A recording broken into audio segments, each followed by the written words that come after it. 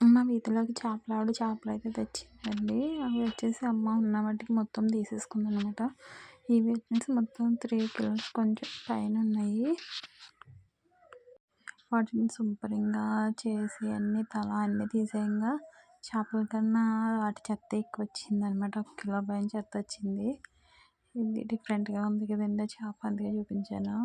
Cleaning అయితే ఈ విధంగా చేసుకోవాలి. ఉప్పేసి కిందేసి రుద్దడానికి ఉంటుంది కదా, ఉప్పేసి అలా గిన్నెలోనే ఆ విధంగా కదిపినట్టయితే మొత్తం వాటికున్న పులుసంతా ఊడిపోతుందనమాట. వీటిని వచ్చేసి మెత్తళ్ళు అంటారు. అవి కొన్ని వచ్చేసి ఫ్రై అయితే చేస్తున్నారమ్మ. మీలో ఎంతమందికి వీటి పేరు తెలుసో కామెంట్ చేసేయండి. ఇప్పుడు వచ్చేసి కొన్ని చేపలు అయితే ఫ్రై చేస్తున్నారనమాట. చాలా టేస్టీగా ఉంటుందండి. దీనిలో ఉప్పు, కారం, పసుపు అలానే ఫిష్ మసాలా వేశారు. ఒక నిమ్మకాయ బద్ద అయితే పిండుతున్నారు. ఈ విధంగా కలిపేసుకుని మొత్తం మసాలాలన్నీ చేపలు కట్ చేయాలండి. కొంచెం బియ్యం పిండి ఉన్నా లేకపోతే కార్న్ ఫ్లోర్ ఉన్నా వేసుకోవచ్చు. ఈ చెప్ప పొడిగా ఉంటుంది అనమాట.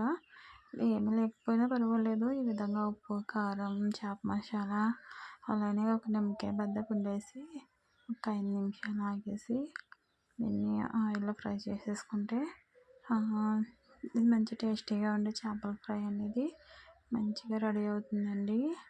ఇక్కడ ఆయిల్ ఎర్రగా ఉంది ఏంటి అనుకోండి, ఇది మొన్న ఆల్రెడీ బొచ్చు చేప ఫ్రై చేసిన ఆయిల్ అనమాట. 2 టైమ్స్ అయితే యూస్ చేయొచ్చండి. ఆల్రెడీ డీప్ ఫ్రై చేసిన ఆయిల్ని 3rd టైం యూస్ చేయకూడదు. నేను ఇది 2nd టైమే కదా, ఇది అయిపోతే ఇంక దీన్ని పడేస్తాను అనమాట. 2nd టైం దీనిలో ఫ్రై చేస్తున్నాను. చూసారు కదా ఎంత బాగా ఫ్రై అయ్యిందో. ఈ విధంగా ఫ్రై చేసేసుకోవడమేనండి.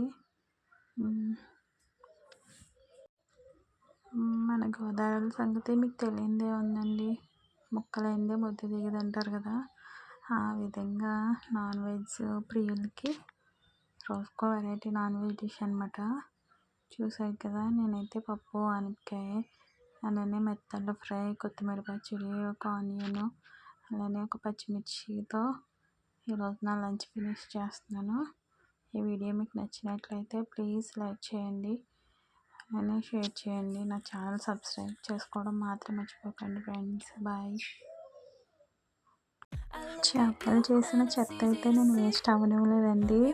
మా ఇంట్లో నాటుకోళ్ళు ఉంటాయి, వాటికి ఏ వేసినా తినేస్తాను అనమాట. అలానే ఇవి చిన్న చిన్న తలకాయలు కాబట్టి నేనైతే వాటికి వేసేసానండి. అలా యూజ్ అయిందనమాట. 1 కిలో చెత్త పోయింది, కిలో చేపల డబ్బులు పోయిన ఫీల్ అయితే లేదు. ఎందుకంటే ఈ విధంగా యూజ్ అయింది. మా ఇంట్లో చాలా కోళ్ళు ఉంటాయి, వాటికి అయితే వేసేసాను.